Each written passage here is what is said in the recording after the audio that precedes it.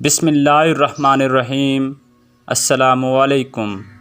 ایک غریب دیہاتی بارگاہ رسالت صلی اللہ علیہ وآلہ وسلم میں انگوروں سے بھری ایک رکابی کا تحفہ پیش کرنے کے لیے حاضر ہوا۔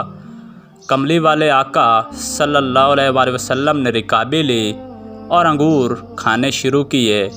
پہلا دانہ تناول فرمایا اور مسکرائے، اس کے بعد دوسرا دانہ کھایا اور پھر مسکرائے، اور وہ بیچارہ غریب دیہاتی آپ صلی اللہ علیہ وآلہ وسلم کو مسکراتا دیکھ کر خوشی سے نہال۔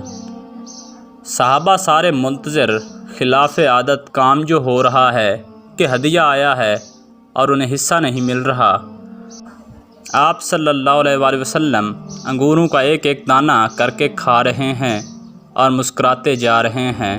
میرے ماں باپ آپ پر فدا ہوں، آپ نے انگوروں سے بھری ہوئی پوری رکابی ختم کر دی، اور آج صحابہ کرام رضوان اللہ علیہم اجمعین سارے پریشان۔ غریب دیہاتی کی تو عید ہو گئی تھی، خوشی سے دیوانہ خالی رکابی لینے واپس چلا گیا۔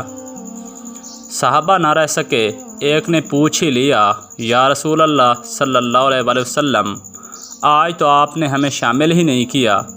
سرکار صلی اللہ علیہ وآلہ وسلم مسکرائے اور فرمایا، تم لوگوں نے دیکھی تھی اس غریب کی خوشی؟ میں نے جب انگور چکھے تو پتہ چلا کہ کھٹے ہیں۔